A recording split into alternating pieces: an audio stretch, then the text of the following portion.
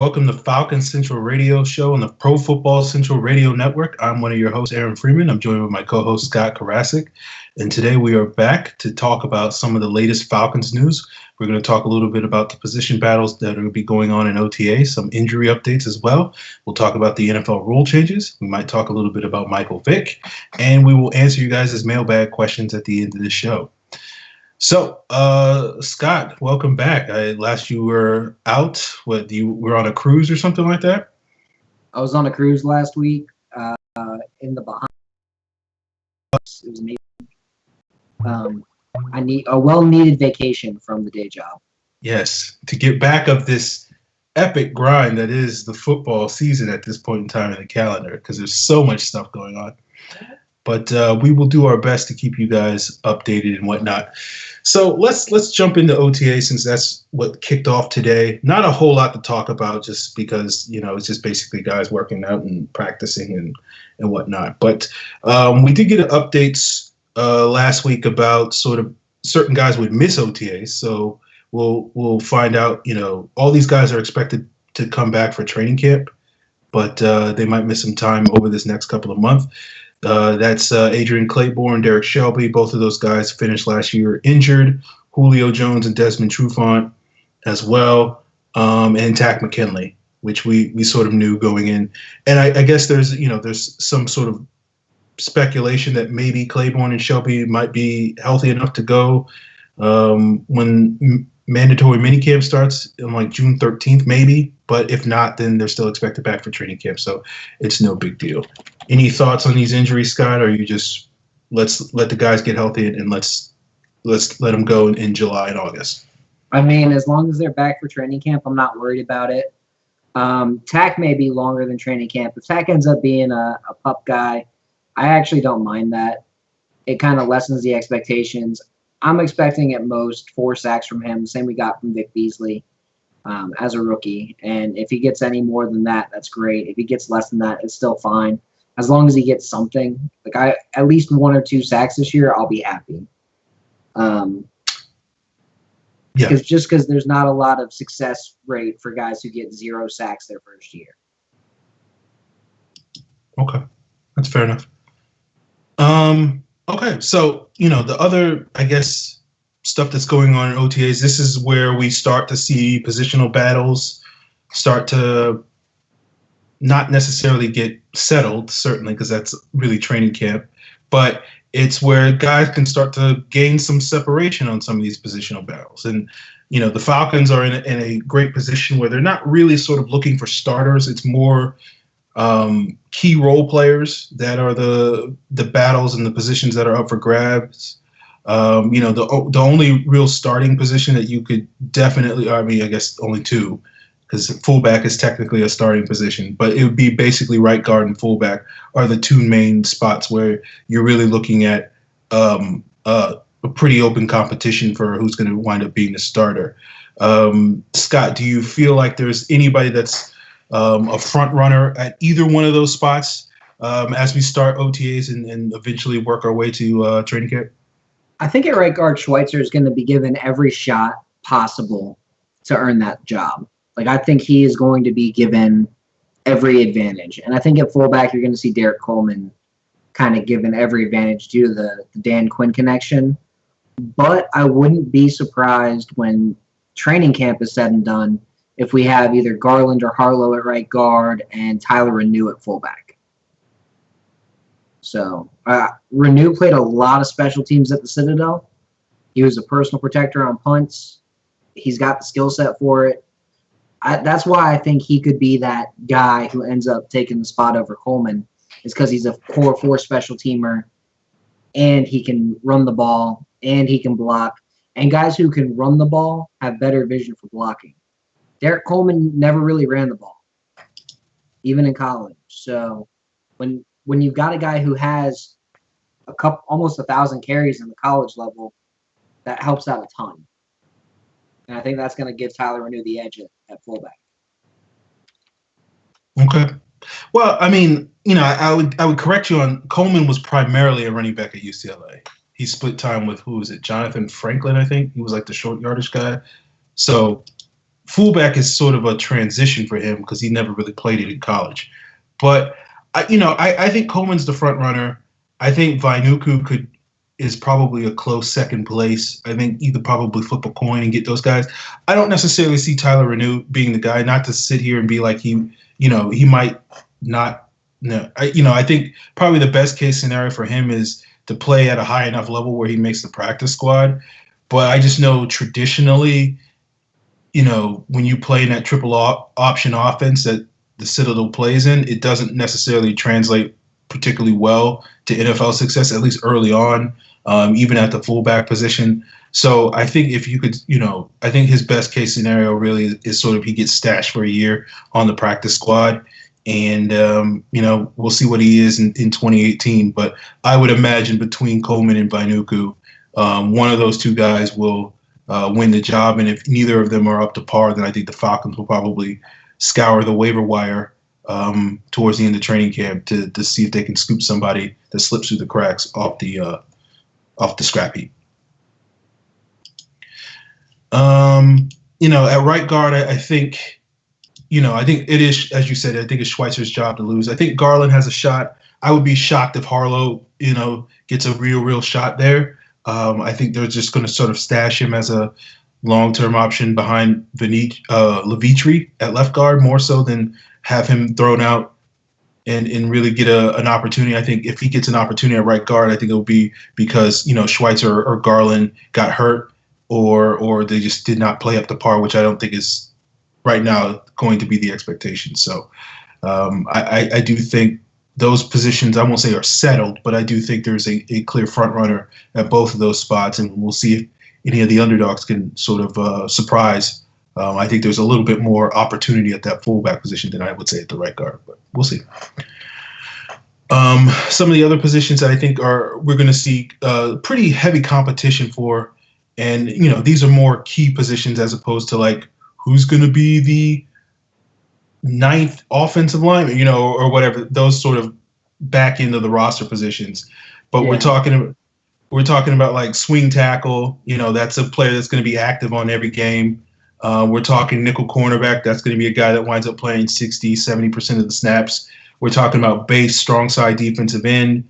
That guy's only going to play maybe 30, 40% of the snaps, but, he's going to be a regular member of that rotation. We're talking Sam Will linebacker because, the report came out today from Von McClure that the Falcons intend to play Campbell at the Sam linebacker when they go three linebackers and put Riley out there at the will. But when they go to their sort of regular nickel package with two linebackers, we'll probably see Campbell still maintaining his spot at that will linebacker spot. And so it gives them an opportunity to get Riley some reps, but they don't necessarily have to see him get, forced out there. But there's a good chance, because we've talked about this on previous episodes, where, Riley could come out this summer, play so well that the Falcons are like, hey, maybe he's a better option than Campbell is in those nickel situations, and see a lot more opportunities for Riley and Jones to be the two nickel guys as opposed to Jones and Campbell like we saw last year. So we'll see how those go. You have any thoughts on any of those position battles, Scott, in terms of who do you think should win and sort of how it might go? Yeah, just to kind of run them down, swing tackle, I don't think Graf or Leff are really great fits at tackle in this scheme. I mean, I know Graf will probably play tackle in the preseason. I just don't think he's good. Like, I'm probably just as good as he is. That's how bad I think he is. Okay. Knapp and Brunskill and Freeman, those guys are good athletes. I think Leff's best shot at the roster is a guard, as a backup guard. I think Freeman, Knapp, and Brunskill, or Nape, I should say, and Brunskill are very, very good, quick athletes. Brunskill's a former tight end. Nape is just a beast.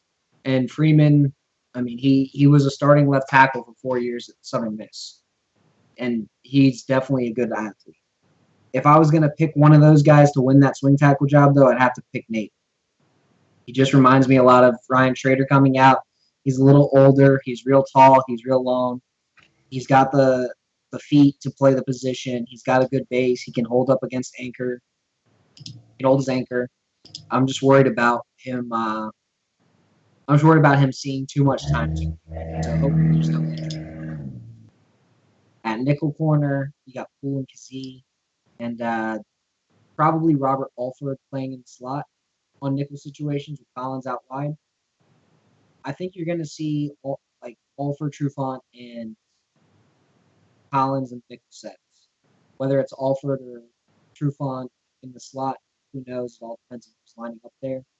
I think when you see the dime packages with Poole and Kazee in there, I think we're going to see Kazee just because I think he's got a little bit more upside as a playmaker. He's more of a ball hawk. He's better at keeping the play in front of him. And I think they could look at him as kind of that third safety as opposed to a third cornerback in that situation. And Dave's strong side end, that's going to be a battle. I would love to see Derek Shelby win it, because I think he's the best fit for it on the roster. And if he doesn't win it, it's got to be someone like Reed or Claiborne who can create pressure even if they're not there. I think the Falcons want to get smaller at that spot. I don't think they want to keep going with this 300-pound, 6'5" guy at that spot the way that Tyson Jackson provides zero in the pass. So, I mean, Crawford could fit, Shelby, Reed, Claiborne. Upshaw might be okay, but I'd rather have Upshaw play just to back up the retake, honestly. I think he's better as the fat man inside than the fat man inside. And then Sam linebacker, yeah, Campbell. Campbell should be Sam. Riley at will. And then I think what we talked about 2 weeks ago is going to happen there. We said linebacker in the nickel. Eventually, Riley will play split snaps with Campbell, and then he might end up taking all the snaps by the end of the season. But I do think that Campbell and Riley will split snaps regardless, depending on who's there at tight end. Like when they play the Bucs, you're probably going to see a lot more Campbell out there manning up against O.J. Howard because he plays pretty damn good man Okay. All right.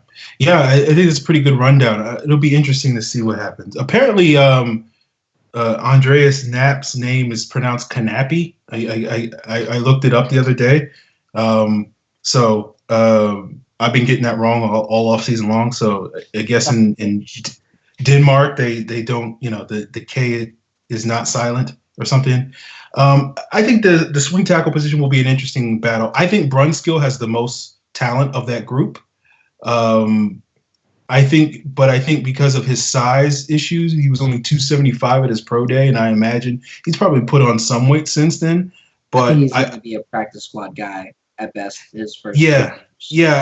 I think that's sort of the issue. Like you would be a little hard pressed if, in the event of an injury, throwing out a 285 or 290 pound offensive tackle out there this year if that were to happen. So it'll be interesting to see if the Falcons go young at that position. And I think they can take one of two pathways. I think they can, if no one emerges as a clear-cut guy in the same way that Ryan Schrader did a couple of years ago, then they can go out and get a veteran, or they can just roll the dice on one of these young guys, whoever's the best of the group, and basically say, okay, Ryan Schrader's 29 years old. His contract, we gave him a new contract, but it's basically a 2-year deal. So even if one of the starters gets hurt with Matthews or Schrader, and we were forced to throw one of these rookies, we might as well get that development time in now, because in 2 or 3 years, if and when Schrader's like 31 or whatnot, that guy will be a little bit more developed than he would have been if we sort of punt till next year or the year after or whatnot. So I think that's a welcome strategy if the Falcons decide to do that. I don't know if Matt Ryan would be in favor of that, having a pretty raw rookie. Whoever the Falcons pick, it's going to be a guy who's pretty raw at that position, having to block for him. But we'll see how that goes. Nickel cornerback is going to be interesting because I imagine Poole should be the front runner in that group, but they drafted KZ for a reason. I think there's some reason to believe that KZ could potentially be an upgrade over Poole in that regard and be a little bit better playing the man-heavy scheme that the Falcons are looking for.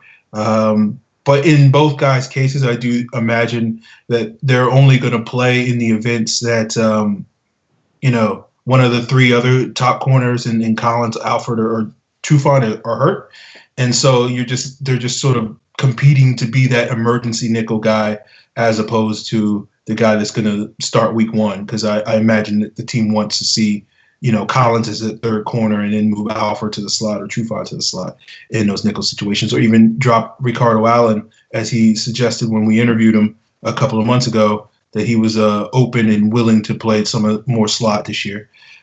Base defensive end, you could literally pick any of those guys and say any one of those guys could play the base defensive end as far as the Falcons concerned. Their defensive line rotation is always a mystery going into every season.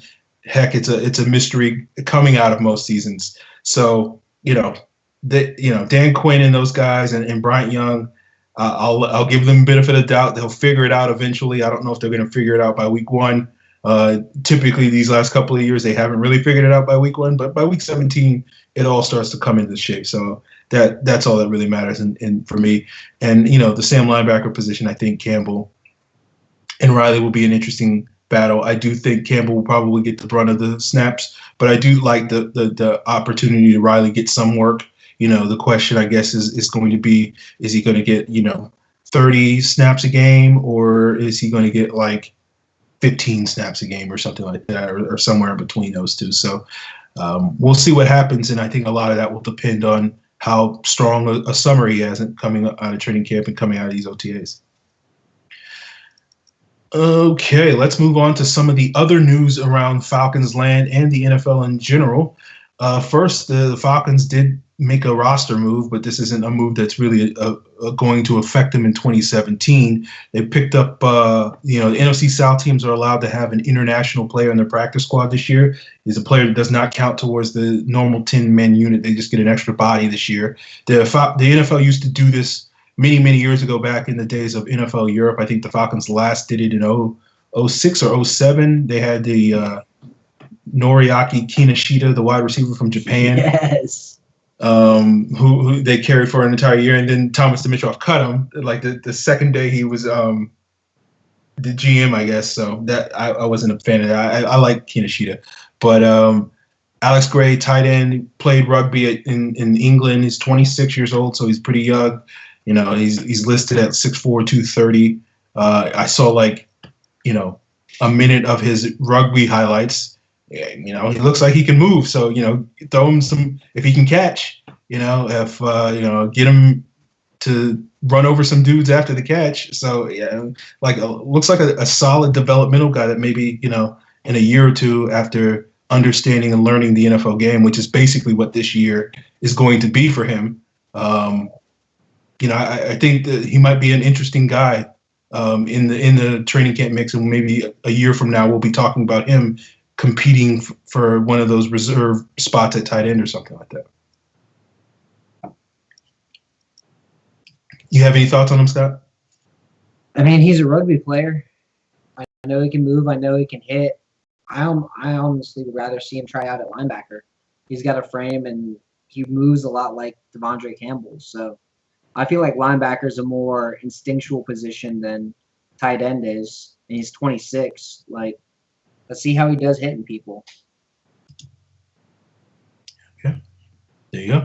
So, the other big news that came out in the NFL this last week, really, since we last did our show, was that the NFL changed up some rules. And, none of these rules really sort of affect any one team in particular. They're just interesting that the leagues decided to make some of these changes and get Scott's thoughts and my own thoughts on what these rules might mean for the game as a whole and maybe our enjoyment of the game. So if you've been living under a rock for the past week, the four big changes were they reduced overtime from 15 minutes to 10 minutes.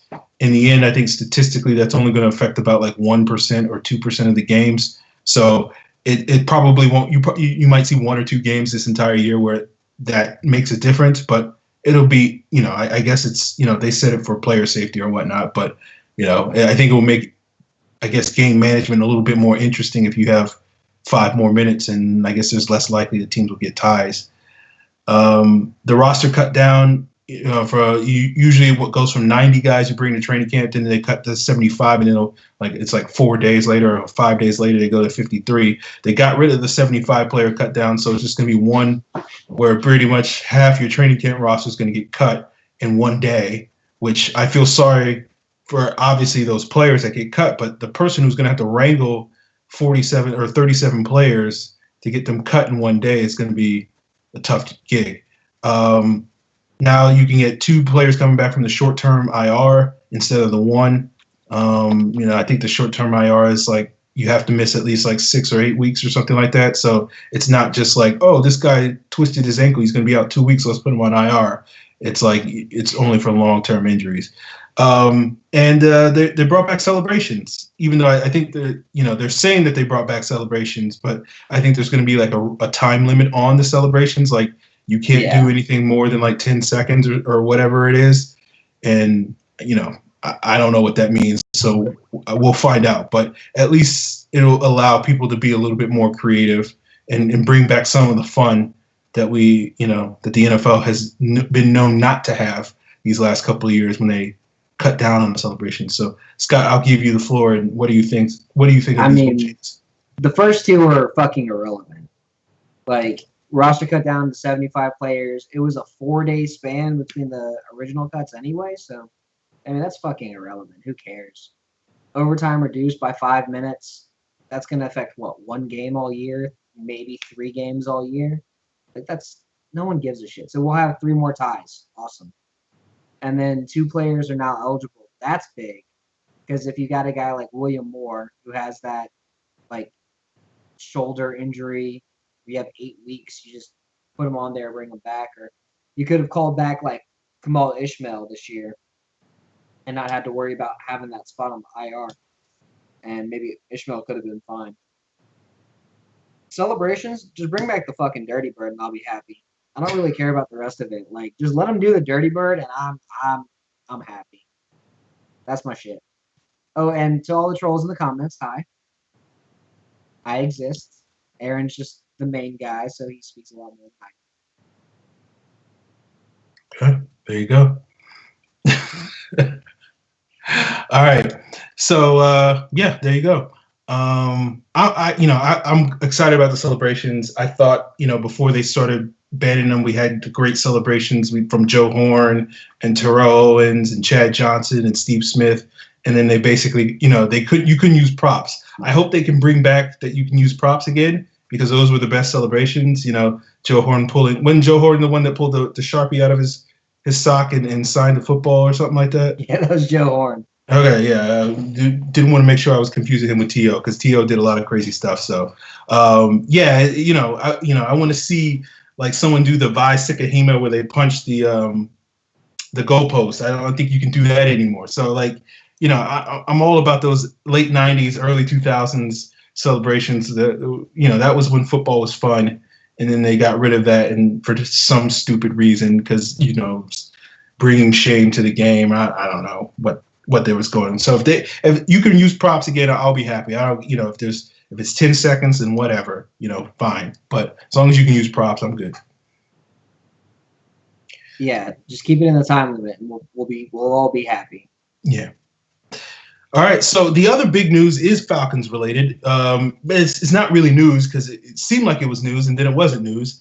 And that was Michael Vick. The report came out that Michael Vick was going to sign a 1-day contract with the team. And then like the next day, or even probably in the same day, it was like, no, he's not. So it's one of those things where like he was talking about wanting to do it, but it got reported that he was actually talking to the team about doing it, which made it seem like the team was open to doing it. But then he clarified that he wasn't talking to the team, and so we don't really know how the team feels about it. But I do think there is an opportunity down the road. I don't think it's going to happen anytime soon, but I think once he gets through this flag football phase over the next year or two, I do think there's a greater chance that the Falcons and Michael Vick, the organization at least, maybe not all the fans, but they'll be able to bury the hatchet and do this and basically put that saga to a semi quasi happy ending, I guess. Scott, I'm curious, what are your thoughts on it? before that long ass article he wrote explaining what happened to him in prison came out, I would have been, nah, I'm done. Like, fuck that guy. I don't like Michael Vick. Like, he made this team just he basically fucked us over for the entire 2017. But since reading it, seeing how he struggled, how he paid his dues, how he made amends. If Arthur Blank is open to doing this, he should do it. If Arthur Blank's like, yeah, let's have Mike Vick come back and return on a 1-day contract, do it. Outside of that, I don't really like. It's not my call. It's not my team. It's Arthur Blank's team. I'd be open to it. I'd welcome him back. Like, I'd say, hey, come on back. It's a 1-day contract. That's fine. But outside of that, I would I'd leave it up to Blank. I'm open to that. Yeah. Yeah. I mean, it's basically Arthur Blake's decision. It's open to him. And, if you disagree with it, then, your opinion does not matter in that situation. So I think it sounds like Arthur Blake is open to it, or at least will be when the time is right. I don't necessarily think that's going to be the case right now, but we'll see how it goes. I personally have forgiven Michael Vick for all his transgressions here in Atlanta. I feel like holding a grudge now, 10 years later is kind of, I think you're just doing it at this point just to say that you're still doing it. Like it's something that, that's, I don't know, it just doesn't make sense to me. But, hopefully I think, everybody can get that hatred out their heart and move on and forgive Michael Vick for what he did, or at least what he did to the football team. Maybe you feel differently about the whole dog situation, but we'll see how it goes. Okay, let's get into the mailbag questions. Appreciate Evan Birchfield for holding us down in the mailbag this week. We were pretty light on questions. So let's get started with Evan's first question. How would you rank our current depth? I'm sorry, let me restart. How would you rank our current depth players / positions against past depth on the Falcons teams? I mean, it's one of the better, deeper teams that the Falcons have ever had. I'd put it right around that 98 team. Like, this team could be just as good, if not better, than that 98 team on defense. And then on offense, it could be just as good as last year's team. It's got all the pieces. If Schweitzer steps up and does his shit the way he's supposed to, this team could be like all-time NFL good. And I don't feel like I'm crazy saying that. Like any other year, yeah, I would have been fucking insane saying that, and I wouldn't have said that. But this team, like, I'm being conservative when I say I think they're going to go 12-4. I'm trying to hold back my excitement for this team because I think they've got the talent to be one of the best teams of all time. Okay. Yeah. I mean, I think the depth-wise, I think if you're looking at, the starters, and you're looking at the 22 starters, I think they're as good as any team we put on the field. I think if you're looking at the 22 backups, at least certainly at the key positions, you're looking at, guys like Tevin Coleman. You're looking at guys like Levine Toilolo, Ben Garland, the backup wide receivers, Matt Schaub at quarterback on offense. You're talking about, the guys that are going to be the bulk of the rotation behind, the main defensive linemen, which are going to be Jarrett Poe, Beasley, and eventually we want that to be Tack McKinley, but he might start off a little slower, and maybe the main other guy on the edge is going to be Claiborne to start the season. So, if Tack's going to be a depth guy as opposed to a true starter early in the season, you have guys like Brooks Reed and Hageman, Upshaw, Jack Crawford, Derek Shelby. You got your linebacker depth with Riley technically coming off the bench. You got Kamal Ishmael. You got cornerback depth, Jalen Collins, Brian Poole, safety, KZ, Sherrod Niesman. I think the depth on this roster is pretty solid. It's hard for me to picture a time when the Falcons had as much, proven and experienced depth as they do right now. I think some of the trials and tribulations the Falcons have undergone in recent years has allowed them to develop that depth. I think some of the free agent signings that may not have necessarily worked out, and got that big time starter like a Derek Shelby or like a Brooks Reed have been able to enhance their depth, because now those guys, they may not be difference makers in the starting lineup, but they're really good backups. Some of the draft picks that, people have looked at, disparagingly in recent years, like Rashid Hageman, like Jalen Collins, among others, that may not have lived up to sort of the hype and the expectations that people put on them when they first got drafted. But now you have guys that are coming along and being solid reserve players and role players for this team, with still room to grow as far as their upside goes. So it's one of those things where I do feel like, as a collective whole, this roster is as good as we've seen a Falcons team in a very long time. So yeah, where it exactly ranks, I don't commit, like the 03 roster to memory or anything like that. So I can't necessarily say it's definitively 1, 2, 3 or whatever, but it's definitely up there. And I would have to do some serious research to try to find a team that was more stacked, at least if you're talking about the top 35 to 40 players on this roster. All right. Next question from Evan Birchfield is, what kind of season does Mohamed Sanu need to have for Aaron to like him in terms of touchdowns, yards, etc.? Well, I'm gonna step in here. All right. Okay, here we go. He's gonna need 1,000 yards, 10 touchdowns, with all those touchdowns being game winners right at the end of the game. That's what Mohamed Sanu is gonna need. Like that last second, he caught a 5-yard touchdown, and even then, Aaron's gonna be like, "Oh, that was a 5-yard out. That wasn't a big deal." Look, you're not that far off the truth. You're exaggerating, but it's true. Like, I mean, it's not necessarily a production standpoint for my, like if he hits this benchmark, then it definitely means I'm going to change my opinion. I guess if I was going to throw it out there, I would probably say something like 80 catches, over 1,000 yards, like 1,100 yards, 6 or 7 touchdowns or something like that. I think he needs to, like, for me at least, I think he needs to change the narrative on the type of player that he is. I think he needs to show that he's a little bit more of a vertical option than he showed, or at least has showed last year and throughout his career. He needs to be a little bit more explosive in terms of generating separation.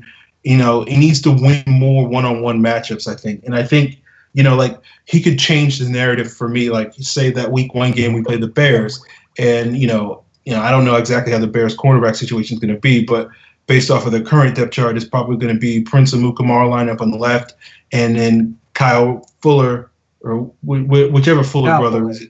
Yeah, whichever one is in Chicago. That one's going to be running up on the right. And so that Fuller's going to be on Julio, and probably Amukamara is going to be on Sanu. And, I think Amukamara is probably one of the better number 2 cornerbacks in the league. I put him on when healthy, he's on a same sort of level that I would put Robert Alford on.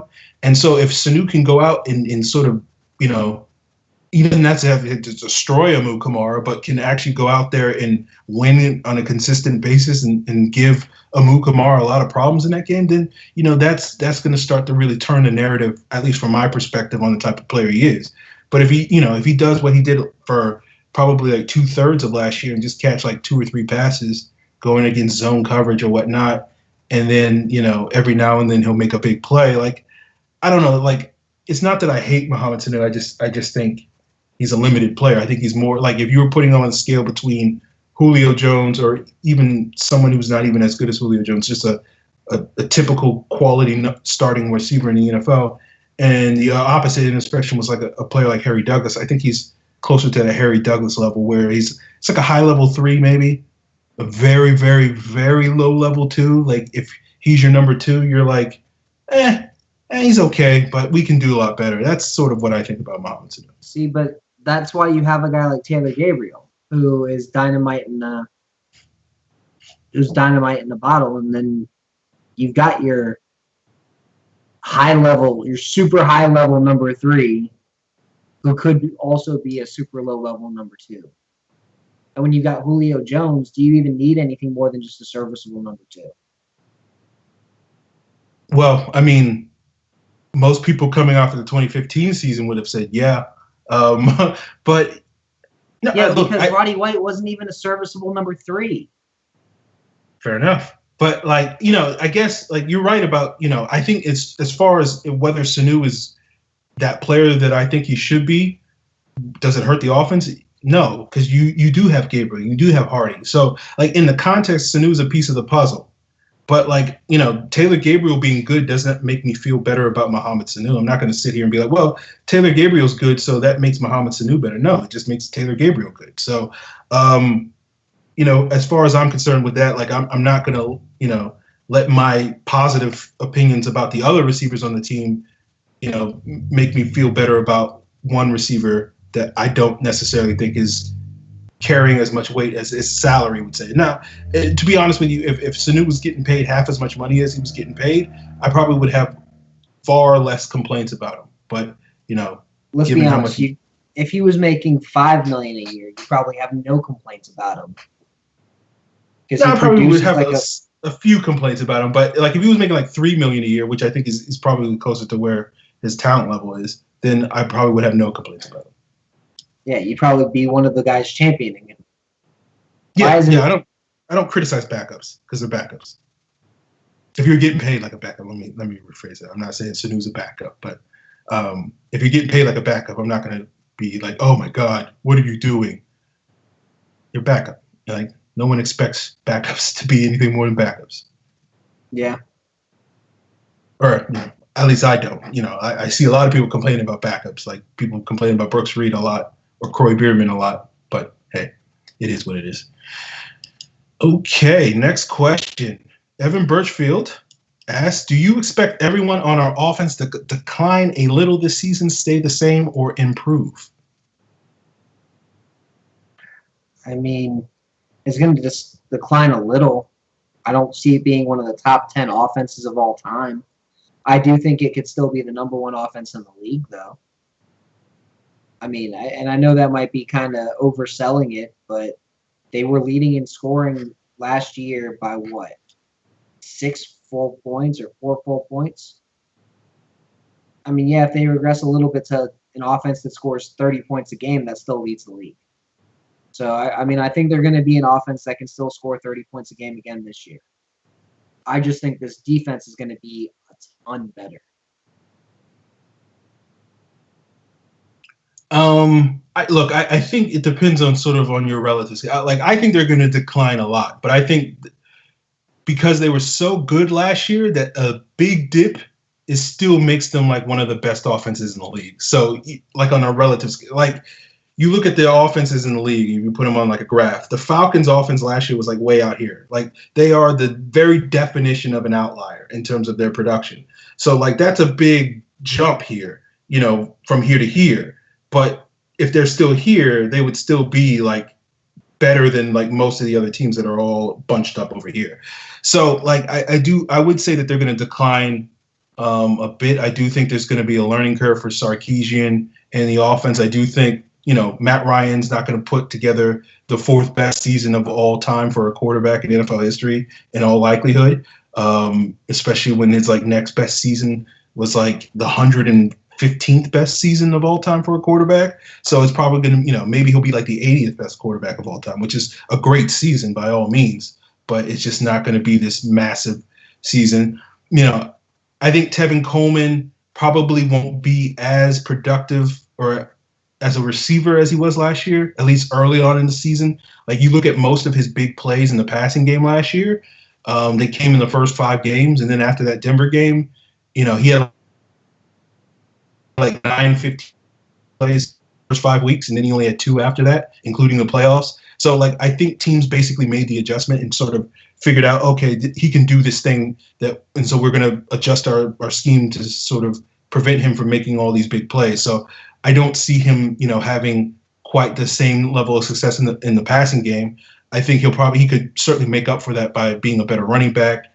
I don't expect Gabriel to be as good just because I do think, Shanahan and him sort of are unique in the sense of using him. But I also sort of think Gabriel I think he's going to play a lot more. So I think his production might go up, but I don't know if sort of his, I guess his value per snap or something is as good.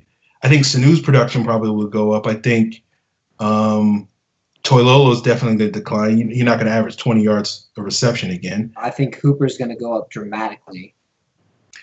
I think Hooper will obviously go up because he's going to play a lot more, but I don't necessarily know if it's going to be like on par with what, say Hooper plus Tammy would have been last year. If you combine the two, I don't know if Hooper's going to be. I think it will. I went back and watched how Sarkisian was using ASJ, and I think Hooper could be the same kind of guy that ASJ was in the scheme. I think it's a great fit for him. I think I think Hooper's got a lot of upside long term. I do think there's going to be a learning curve for him as well, being a first year starter, and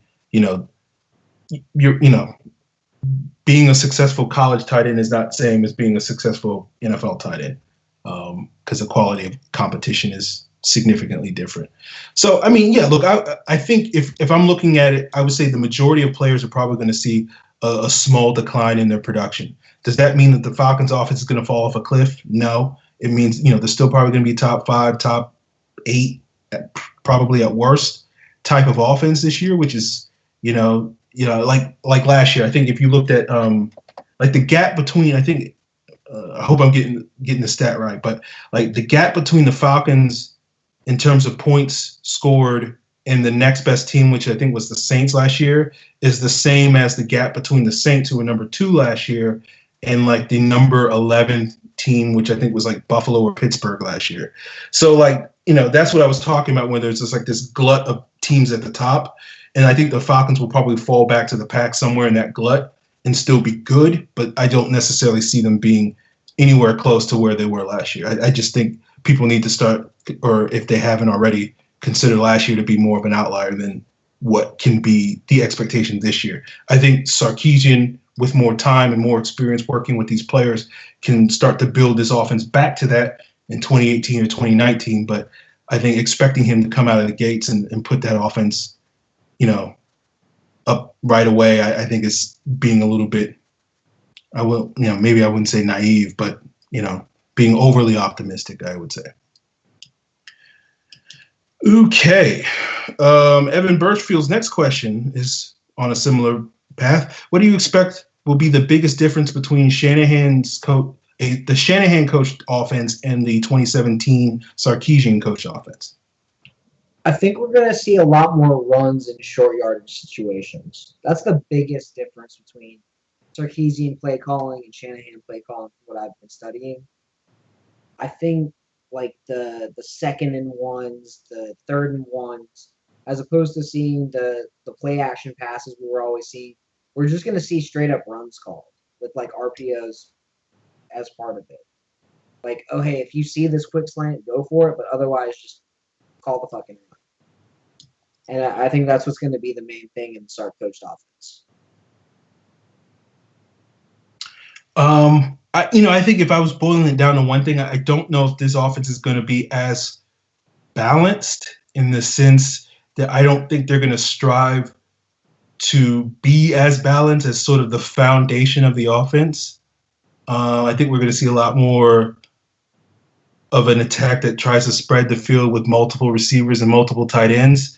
So, even though I don't necessarily know if that means technically we're going to throw the ball a whole lot more, because I do think there will be opportunities for us to run the ball, particularly if we get up late in games, or get up early in games, I should say, and we hold leads late. I do think this is going to be more of a pass offense than the Shanahan offense, which was a sort of a run-first offense that built its play action passing game off the play action in the run game. I don't know if that's going to be a big part of Sarkisian's offense. It will be a part of it, but I don't think it will be as big. I think it's like 30% of Matt Ryan's plays. I saw the stat on PFF. It was like 28 or 30% of his passes last year were play action passes. I think that's going to drop off quite a bit. I think it's going to be somewhere maybe between 15 and 20 this year. So I don't think the offense is going to be as centered around running the football as much as it was with Shanahan. And I think, them letting go of DeMarco is the biggest reason. Like, if you wanted to be that type of offense, why would you let go of Patrick DeMarco at that point? And I think that was the biggest reason why they decided to let him go. Okay. Evan Birchfield's next question is, what are your expectations for the new offensive coordinator and new defensive coordinator? I don't think it really is a new defensive coordinator. I think Marquand Manuel is just going to call Dan Quinn's defense, where I don't think Richard Smith really was calling Dan Quinn's defense, and that was the issue. I think the offensive coordinator is going to be, again, Sarkisian. I think he's going to call Shanahan's offense. Because when he was in college, he was calling Shanahan's offense. Like, his offensive scheme compared to what Shanahan ran with the Falcons isn't any different. Maybe it's a little more inside zone than outside zone. Maybe it's a little bit more trap runs and a little bit more like shorter passing. But I think that has to do more with the talent he had versus the actual talent that Atlanta has right now. So, I mean, right now, I don't think there's going to be that much difference. Yeah, we're going to get different play calling, different rhythm with the play calling. Ryan and Sark won't be on the same page the way Ryan and Shanahan were this past year. But maybe that's a good thing. Maybe it's nice to have some change up. I mean, overall, I think we're going to see a great offense. And I wouldn't be shocked to see this offense be at minimum top 5 in the NFL. And again, leading the league with 30-plus games this year. Okay. Yeah, I do have high expectations for Sarkisian.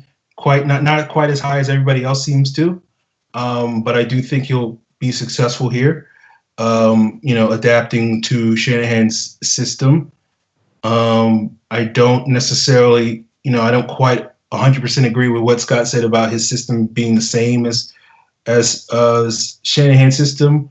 But all that really matters is they're going to have the same system, so it doesn't matter what differences there would be. It doesn't really matter because they're going to run Shanahan's system.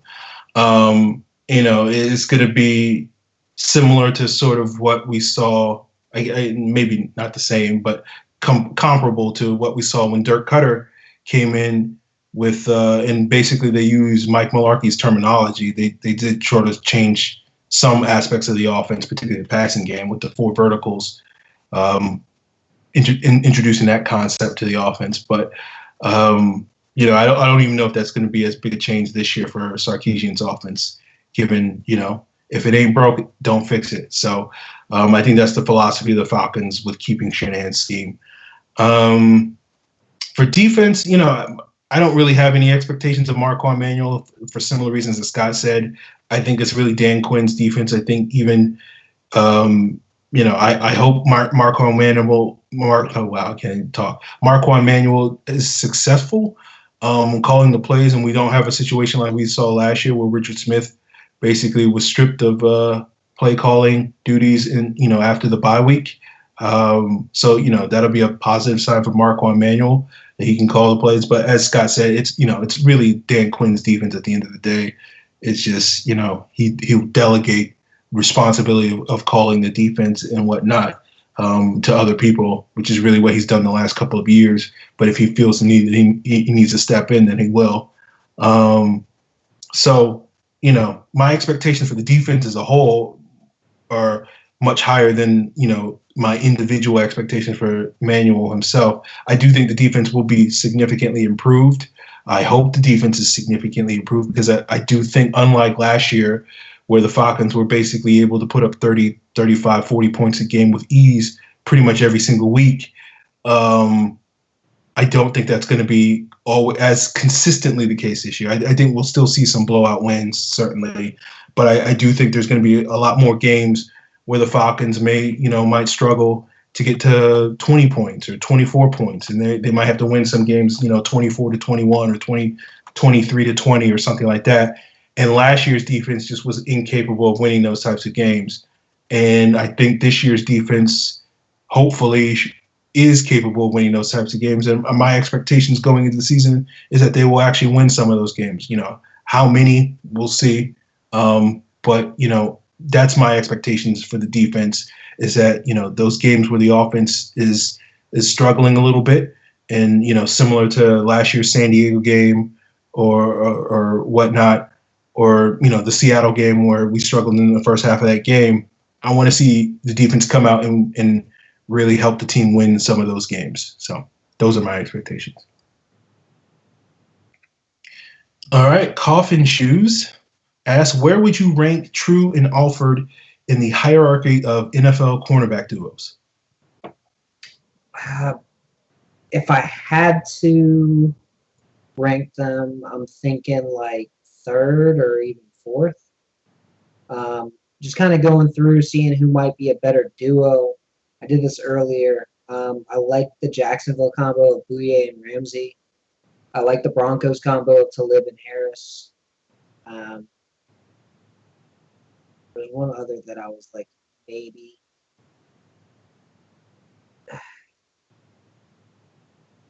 Oh, the Bucks combo, Hargreaves and Grimes, if they're at their best. But outside of those groups, I don't really see a combo where I'm like, oh, these guys are way better than the Falcons group. Even close to definitively better. Falcons. I mean, there's like two groups that I would say are better, and it's the Broncos and the Jags. Yeah, I mean, for me, I would put them at 2 if I was ranking them, just because I'm a little biased. I think Denver's the only duo that's better, Talib and Harris. And that's fair too. Yeah, so I mean, but there's other duos that I really like that I would probably, I would, get into a debate on, where they rank like 3 through 6. I would put, I like the Giants. Jenkins balled last year. I've always been a huge fan of DRC. I think he's been one of the more underrated cornerbacks in the league. Jason Verrett and Casey Hayward are 2 really good corners. I like, New England's duo with Butler and Gilmore now. I think that's a really solid duo, just because, Belichick is going to get more out of Stephon Gilmore than probably Rex Ryan was able to do. Let me see. Who else? So I think there was one other group that I really liked. Is it Minnesota? Because that's the group that I really like. I like Xavier Rhodes and Trey Waynes. I like Xavier Rhodes, but I don't think any of those other guys would put up there that I would be like, yeah, they're a great duo. In terms of like, Newman and Waynes and McKinley Alexander, none of those guys are quite up there enough for me to sort of put them in the conversation for one of the top duos in the league. If only Kansas City could get a halfway decent number 2 corner, I might put them up there with Peters, but that ain't the case. So, yeah. I'm with you there. They've got a pretty good group. Yeah. Oh, Houston. I like Kareem Jackson and Jonathan Joseph, even though Joseph's getting up there in age. God, when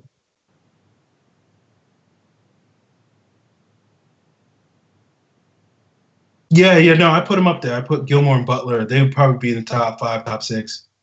Yeah, I mean, I'd put them at I'd put them at like 6 or 7. If we were counting like trios, I would definitely put them real high up because I think Eric Rowe is a really good nickel, a good third corner, I should say, not necessarily a nickel. Yeah. Okay. All right, that was our producer Brian, by the way, for anybody who's like, who's that disembodied voice? All right, our last question comes from the Killer Gamer. We got this on YouTube. He asks, how are you coping with the Super Bowl loss? Social media has been annoying and every memory of last season hurts.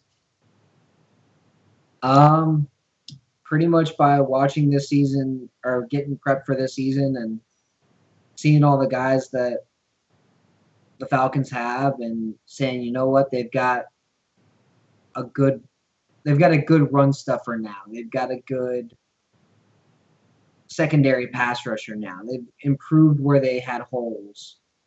The depth on the team looks better than it was. It's the 3rd year of coaching for Dan Quinn, and the issues that Quinn had in the Super Bowl were very much they were pretty much issues that they were pretty much issues that existed last year that should be gone. Like depth at linebacker should be improved with Duke Riley on the roster. Depth at corner should be better with Kazee. Depth at offensive line should be better with Garland actually showing something last year. So I mean, I think there's the talent on the roster. I just want to see it all get put together. And worst case scenario for the Falcons, they need someone late, right before the season, and they go out and they sign like a Dwight Freeney who was here last year, Jacob Tamme, or I don't know, they somehow talk Chester out of retirement to come back. Like those are the only things that I can. Okay. I'm good with the Super Bowl loss. I was good with the Super Bowl loss a week after the game, or as good as you probably could be at that point. All the 28-3 gags, they're annoying to me, but they don't really bother me. If I was in one of the other 31 fans of one of the other 31 teams, I'd probably be doing it too. So, it is what it is. It sucks, but I don't, I'm not pained over last season.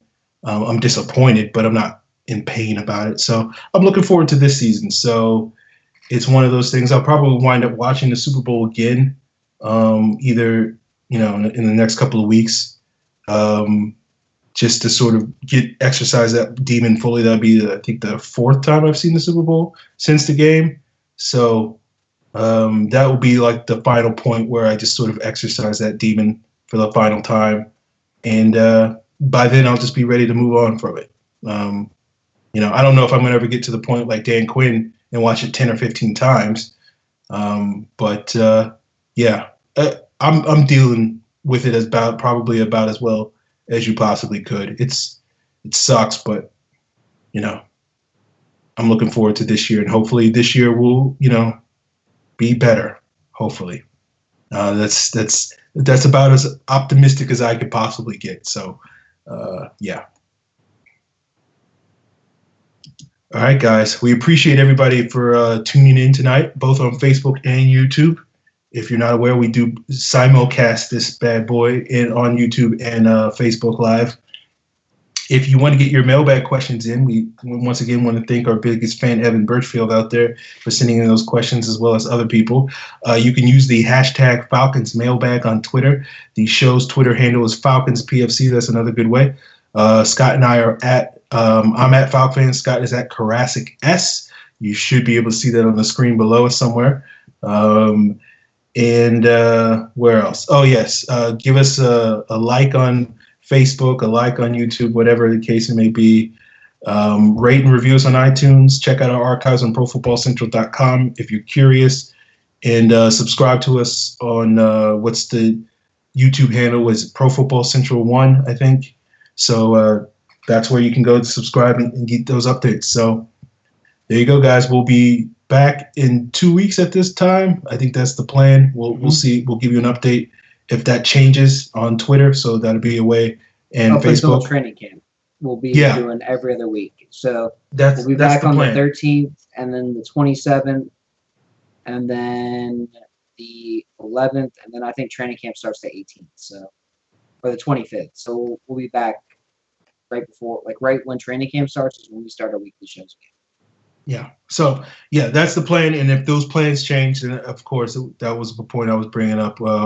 Stay tuned on Twitter and Facebook is the best way to stay up to date. So we will be back in 2 weeks and, look forward to all your listening ears and watching eyes. I don't know. Sorry, I ruined that outro.